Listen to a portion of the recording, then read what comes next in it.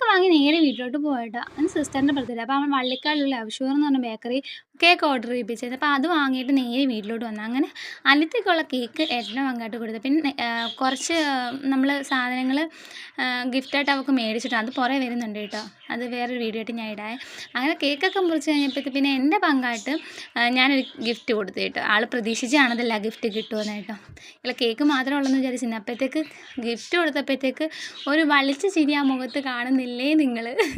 അങ്ങനെ ഗിഫ്റ്റൊക്കെ കൊടുത്തു കേട്ടോ. അത് ഭയങ്കര സന്തോഷമായിരുന്നു നാക്ക് കേട്ടോ. പിന്നെ അച്ഛൻ്റെ പങ്കായിട്ട് പൊറോട്ടയും ചിക്കൻ ഫ്രൈയും ചിക്കൻ കറിയൊക്കെ ഉണ്ട്. അതൊക്കെ കഴിച്ചു. പിന്നെ ഏട്ടനും ഉള്ളത് ഏട്ടനും കഴിച്ചു.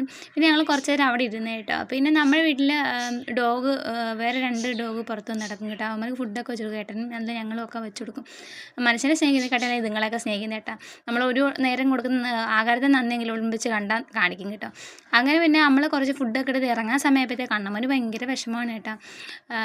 നമ്മൾ പോകുമ്പോഴത്തേക്ക് അവൻ പിന്നെ നമ്മളെന്തെങ്കിലും കൊണ്ടുപോകാമെങ്കിൽ എന്തെങ്കിലും വീട്ടിൽ നിന്ന് എന്തെങ്കിലും പാത്രത്തിൽ എന്തെങ്കിലും എടുക്കുകയാണെങ്കിൽ തന്നെ ഫുഡ് എടുത്തതിൻ്റെ ഫുള്ളൊന്ന് ചെക്ക് ചെയ്ത് മണപ്പിച്ചിട്ടൊക്കെ വിടത്തുള്ളൂ കേട്ടോ. അടുത്ത വീട്ടിൽ കാണുവേ. ബൈ.